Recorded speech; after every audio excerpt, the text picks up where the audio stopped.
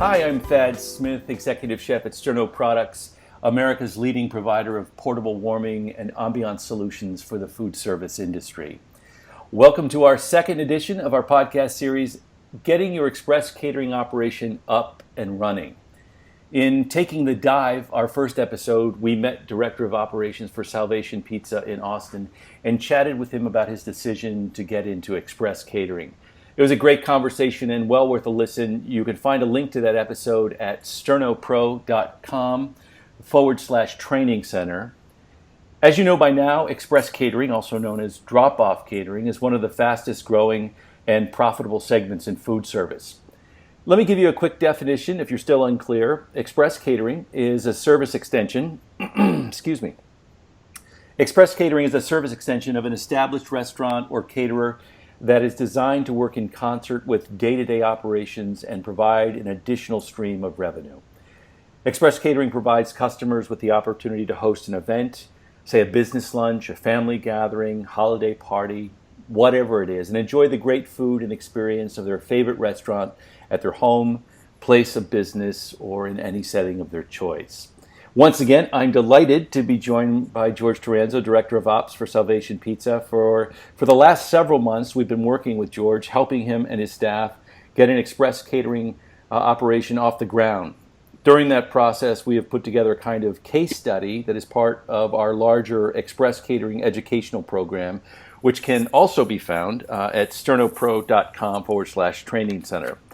At the Sterno Training Center, you'll find a comprehensive toolbox to help with your express catering program, including the Sterno Express Catering 5-Step Startup Guide. You'll see lots of pictures of George and his operation there, training videos, cost calculators, safety info, and posters, as well as this, what I think is a terrific podcast series. Today's topic is titled Doing Your Homework. This is definitely a step you don't want to skip. When it comes to creating a successful express catering program, success lies in knowing your business and allowing your mind to think beyond the number of tables in your restaurant. Start thinking big picture, then dial your thoughts toward your business's core. George, we worked with you on a set of questions, the early part of this journey that helped you get focused with this project. I'd like to kind of review some of these questions with our audience so they get an idea of the kind of questions they can be asking themselves to decide if this is what they want to do. This is part of the 5-page or the 5-step startup guide that we've produced, and it's available at the website sternopro.com. So we're going to go through these list of questions, and George is going to answer them for us. So let's start with assessing. First of all, welcome, George. It's good to see you or hear you again. Thank you for having me again. Sure. So let's start with assessing your surroundings. So who in your market would be interested in express catering? And again, express catering is not just dropping off pizzas. We're talking about a good sized menu that is for more than a few people, that is packaged in such a way that it can be served at a safe and hot temperature. For example, using recyclable or disposable chafing dishes, chafing fuel, things like that. So who in your market would be interested in your express catering services? Yeah, so for our downtown location, which is where we're running this project out of, our downtown businesses are the ones that have been asking for this type of catering. Also for any charities and special groups such as churches and gatherings of that, they work excellent for.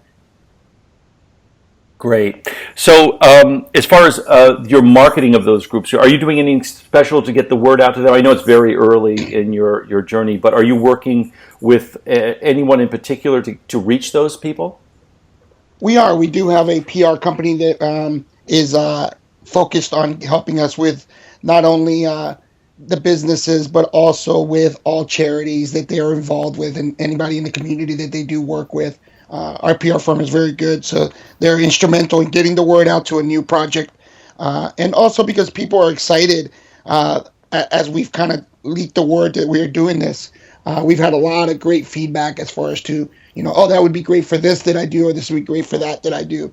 So we're excited to launch this. Yeah, one of the great benefits of having express catering is that you are exposing your great product to so many other people besides the people just sitting down at a table in your restaurant. So are you leaving any kind of leave behinds after you've set up the event? Is the plan to leave menus behind, business cards, that kind of thing? In order, if someone really likes the food, then they might, go for your business as well. Yes, that's a very integral part, especially even for normal deliveries that we do now. We have created kind of business cards that has the express catering kind of logo that we've created or that we put on there so that when people get their pizzas or just on a normal everyday delivery, we may be able to hit somebody who does an organized event, and they can be curious about it, and hopefully, we'll follow up that way. We are also obviously very huge into the social media campaign with our PR company, but a lot of grassroots as well. Just table tents on our restaurant, and any information we can reach out, especially if somebody actually does a call delivery, we can try to guide them to an express catering style delivery versus just a drop off pizza style that we've done in the prior years. Hey, George, tell me a little bit about. I'm sure there are a number of folks that are listening that haven't even considered hiring a PR company. How did you come to that point? Were you responsible? Was it there? You've been at Salvation for about a year. Was this company working with them before, or is this something that you brought on? We were not working with one before. One of my owners had previously used a company, and he was not very happy with the results, so they had gone away from it for several years. As I came on, I was privileged enough to be part of the hiring process of the new PR company, and we went with a smaller firm that is kind of specializes in restaurants in the Austin area, and we have felt like we have struck gold with them as they've met more and exceeded our needs to getting the word out of our product and new products that we bring on. Really? So it's been well worth the money. It has been, especially as a small business, you're already doing several items on your plate every day, and then marketing seems to take a back step to it sometimes, and it's obviously a very crucial part of the business at this point, especially when we're expanding past our 3 current locations. And was the PR firm, were they part of your? I obviously know the answer to this because we work together, but I will ask on behalf of our audience. Was the PR firm part of your getting this express catering up and going? Were they on board? Did you have to convince them? Did they think it was a good idea? There's a lot of questions They were there. super excited. When you're dealing with a PR firm, the more that you can give them to help, sell your brand or promote your brand, they were so excited to have us go to this venture for them because it's just another avenue that they can promote our business, and gives them a tool unique to a lot of other businesses that we have around us. Again, we have many pizza shops in the Austin area. Again, they do the exact same thing we've been doing for years, which is basically taking an order, dropping it off, goodbye. This gives us an edge, we feel, in the express catering department, where the high quality of food was going to be there, and the presentation also for the customer. And once they see it, believe that it's a no-brainer for return business. They provide all sorts of services to you. I know we're kind of veering away from, but this was all definitely part of the homework phase of your business. So during your early meetings with them, what kind of services was the PR firm able to provide for you? I know that they had a photographer on staff that did a lot of your photography. They're also, what else are they doing for you? We switched all of our social. We used to use another third-party company Right. for our social media, so we switched it all to the PR company. It makes it very streamlined for us. Who they obviously know everything we're trying to do on a day-to-day, whether it's a special for the week. They're already in tune with that, so they can go ahead and get the word out social media-wise. Basically, all I do is approve the content, and it gets out much faster for us. So that's number one. Of course. Number two, they're really entwined into the community, whether it's charities or schools, things like that. People that we don't have time to really, connect with. They have those connections, so we've been able to do things like, teaching junior high or elementary school kids how to make pizza, personal pizza, stuff like that. So that really gets the word out about who we are as a restaurant. Mm-hmm. And that helps is the parents are obviously all business people. as we are able to interact with our children and they come home with all these things about Salvation Pizza, it makes them interesting. And we've had people call us saying, you've been here for 10 years. We didn't know you were even in Austin. So the PR company has done really, really great job about expanding our base from the people that already know us to the people that are literally a mile and a half down the street who didn't even know we were in the neighborhood. Sounds like a really wise investment on your part, and We feel so.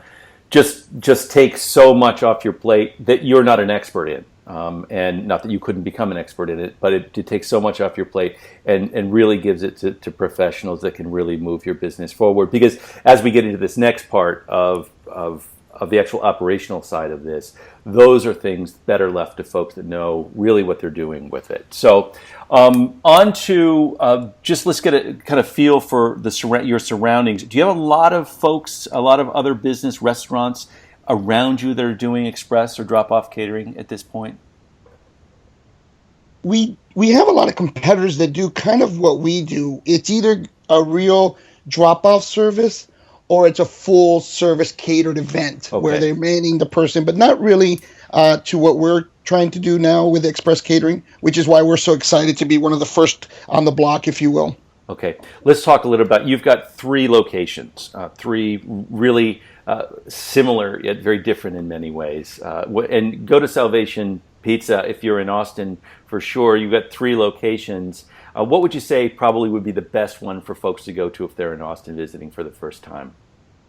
Yeah, typically if you're going to be in Austin visiting, you're going to be downtown area. Okay. So our Rainy Street location is a great one just to go with. If you happen to find yourself up north, check out our Domain location. It's a beautiful restaurant, and it's in a new hip part of town. But typically people that are coming by will be in our Rainy Street, which is our downtown location. Okay, so we've got 3 locations. So let's talk a little bit about food prep. So as you get your express catering up and going, what was the thinking that you would do all of the prep in one restaurant? Would you do it in each of the restaurants? How would you handle preparation for your express catering operation as far as the food goes? We have a unique opportunity with our brand because we do use our downtown Rainy location as a commissary kitchen. So we do try to do all the core prep out of our downtown location, and we do have a company truck that delivers daily, if not twice daily, to each location as need be. Now, as far as preparing the kitchen staff for this, what were some of the things that were concerning for you when you were thinking about, okay, we're starting this new business unit within Salvation Pizza? Were you thinking, how were you going to handle the staffing and prepping of the food for these events that weren't part of your regular business? As any operator, and I'm sure you know, it's all about the training, letting every single one of the kitchen staff members understand, number one, what is express catering, because they didn't do it before, and then having help change their steps of service, if you will, as far as if there is a express catering order. You're in the kitchen. You kind of go to a routine as far as setting up and getting ready for the day and whatever. But if you throw in 2 or 3 express caterings, they need to be able to change that routine and have the mindset to do so. So the training of each staff member to make sure, hey, we do have 1 or we do have 2, and then now they have to kind of change their steps of prep in that kitchen. That's pretty much all the training that really happens back there, is to have them understand that when the express catering orders come in, they will have to adjust their flow of their kitchen day. Good. So you're not hiring a separate staff to do this? I am not. Which brings us to the larger point that anyone can get into this without creating, a whole nother staff for your business. We've got you through training, you incorporate this this new offering into the workflow, and it can work very well. But the training is the key, and we'll get into one of those. We'll get into that discussion in the next couple of episodes. As far as your menu, we talked about it a little bit in the last menu.